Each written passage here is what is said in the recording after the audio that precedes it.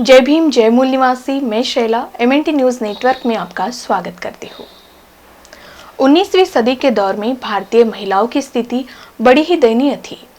जहां एक ओर महिलाएं पुरुषावादी वर्चस्व की मार झेल रही थी, तो दूसरी ओर समाज की रूढ़िवादी सोच के कारण तरह तरह की यातनाएं और अत्याचार सहने को विवश थी। हालात इतने बदतर थे कि घर की देहरी लांघकर महिलाओं के लिए सिर से घूंघट उठाकर बात करना भी आसान नहीं था। लंबे समय तक दोहरी मार से घायल हो चुकी महिलाओं का आत्मगौरव और स्वाभिमान पूरी तरह से ध्वस्त हो चुका था।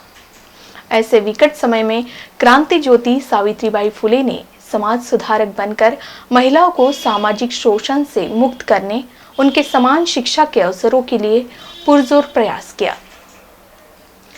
सावित्रीबाई फुले, जिन्होंने पितृसत्तात्मक समाज का मूल स्रोत ब्राह्मणवाद में ढूंढा, उन्होंने ब्राह्मणवाद से लड़ने का हल शिक्षा और समाज के ढांचे में परिवर्तन को माना। आज महानगरों में दहेज, भ्रूण हत्या, यौन शोषण, बलात्कार के इर्द गिर्द के मुद्दों पर ही नारी आंदोलन सक्रिय है। लेकिन 175 वर्ष के इतिहास में स्त्री का दोयम दर्जा पूर्ववत है। शहरीकरण के चलते और पूंजीवाद के विकास ने औरतों को घर से बाहर निकलने का अवसर जरूर दिया है, पर मोटे तौर पर उसकी स्थिति नहीं बदली है। आज से 175 वर्ष पहले समाज में अंधविश्वास, कुर्ती, रूढ़ी परंपराओं के विरुद्ध शिक्षा, ज्ञान, समता और नारी समानता के लिए लड़ने वाली भारत की पहली शिक्षिका, समाज सुधारने वाली पहली क्रांतिकारी, साथ ही साथ नारी मुक्ति आंदोलन की पहली नेता क्रांति ज्योति सावित्रीबाई फुले। आज क्रांति ज्योति सावित्रीबाई फुले, इनका स्मृति दिन। एमएनटी न्यूज नेटवर्क क्रांति ज्योति सावित्रीबाई फुले के स्मृति दिन पर उन्हें विनम्र अभिवादन करता है। आइए देखते हैं क्रांति ज्योति सावित्रीबाई फुले स्मृति विशेष। संपूर्ण देश में कुछ एक जातियों को छोड़कर कुछ जातियों का जीवन अशिक्षा, आर्थिक विपन्नता, सामाजिक, राजनीतिक, धार्मिक और सांस्कृतिक रूप से पिछड़ा हुआ था। सामाजिक कुरीतियां, धार्मिक पाखंड अपनी चरम शिखर पर था। सती प्रथा, बाल विवाह, विधवा बाल मुंडन, बलि प्रथा विधवा विद्रोह के प्रतीक बनकर उभर रहे थे। पर्दा, देवदासी, छुआछूत जैसे कृत्य समाज में बेरोक-टोक अपना अस्तित्व बनाए हुए थे।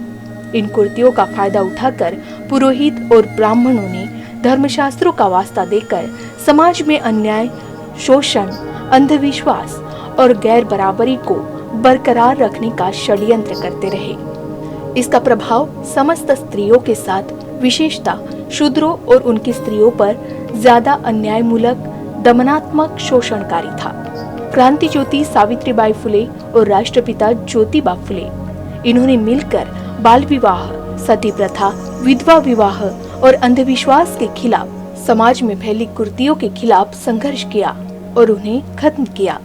राष्ट्रपिता ज्योतिबा फुले और क्रांति ज्योति सावित्रीबाई फुले ने मिलकर ऐसी शिक्षा की कल्पना की जिसमें जाति, लिंग एवं वर्ग के वर्चस्व के कारण समुदाय में समाई गहरी खाई को पाटा जा सके। शिक्षा ही वह पहला संस्कार है जो मनुष्य मात्रा के बौद्धिक विकास को लक्षित करता है। अंग्रेजों के देश में आगमन से पारंपरिक शिक्षा में कुछ बदलाव शुरू हुए। राष्ट्रपिता ज्योतिबा फुले और क्रांति ज्योति सावित्रीबाई फुले ब्राह्मणवादी विचारधारा, पोषक शिक्षा के विरुद्ध थे। वे वर्ण, जाति, वर्ग आधारित शिक्षा के प्रचार प्रसार के खिलाफ थे। सावित्रीबाई फुले भारत की सबसे पहली शिक्षिका थी। सावित्रीबाई एक शिक्षिका ही नहीं बल्कि एक समाज सेविका थी और कवयित्री भी थी। उस समय महिलाओं को शिक्षा ग्रहण करने की बात तो दूर, उनके घर से निकलने पर भी पाबंदी थी। अपनी शिक्षा के लिए क्रांति ज्योति सावित्रीबाई फुले को समाज में बहुत सारी कठिनाइयों का सामना करना पड़ा। राष्ट्रपिता ज्योतिराव फुले ने समाज के खिलाफ जाकर अपनी पत्नी का साथ दिया और उनका प्रोत्साहन बढ़ाया। राष्ट्रपिता ज्योतिबा फुले ने उनका दाखिला एक विद्यालय में कराया। समाज से लड़कर सावित्रीबाई फुले ने अपनी शिक्षा पूरी की। शिक्षा ग्रहण कर क्रांति ज्योति सावित्रीबाई ने न सिर्फ समाज की कुरीतियों को मिटाया बल्कि भारत में लड़कियों के लिए शिक्षा के दरवाजे खोले। लड़कियों को शिक्षा दिलाने में उन्हें समाज में संघर्षों का सामना करना पड़ा, लेकिन कभी भी वो झुकी नहीं और लोगों का डट कर सामना किया। अपने पति राष्ट्रपिता ज्योतिबा फुले के साथ मिलकर उन्होंने 1848 में बालिका विद्यालय की स्थापना की। क्रांति ज्योति सावित्रीबाई फुले इस स्कूल की प्राधान्याध्यापिका बनी। स्कूल की शुरुआत 9 लड़कियों से हुई। एक वर्ष में ही क्रांति ज्योति सावित्रीबाई फुले और राष्ट्रपिता ज्योतिराव फुले ने मिलकर 5 नए विद्यालय खोलने में सफल हुए। उन्होंने अछूतों के अधिकारों के लिए संघर्ष किया। महिला अधिकार के लिए संघर्ष करने वाली क्रांति ज्योति सावित्रीबाई फुले ने विधवाओं के लिए एक केंद्र की स्थापना की और उनको पुनर्विवाह के लिए प्रोत्साहित किया। देश की पहली महिला शिक्षक, समाज सेविका, मराठी की पहली कवयित्री और वंचितों की आवाज बुलंद करने वाली क्रांति ज्योति सावित्रीबाई ने समाज में नई जागृति लाने के लिए कवयित्री के रूप में 2 काव्य पुस्तकें काव्य फुले और 52 कशी सुबोध रत्नाकर भी लिखी। उनके योगदान को लेकर 1852 में तत्कालीन ब्रिटिश सरकार ने उन्हें सम्मानित भी किया। वर्ष 1897 में प्लेग फैलने के दौरान उन्होंने पुणे में अपने पुत्र के साथ मिलकर एक अस्पताल खोला, लोगों का इलाज किया।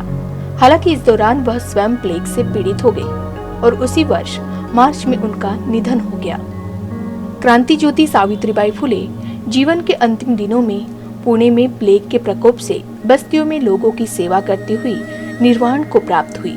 वह दिन था 10 मार्च 1897। आज से 175 वर्ष पहले समाज में अंधविश्वास, कुरीति, रूढ़ि परंपराओं के विरुद्ध शिक्षा, ज्ञान, समता और नारी समानता के लिए लड़ने वाली भारत की पहली शिक्षिका, समाज सुधारने वाली पहली क्रांतिकारी, साथ ही साथ नारी मुक्ति आंदोलन की पहली नेता क्रांति ज्योति सावित्रीबाई फुले। क्रांति ज्योति सावित्रीबाई फुले इनके स्मृति दिवस पर MNT न्यूज नेटवर्क उन्हें विनम्र अभिवादन करता है। जय भीम, जय मूल निवासी।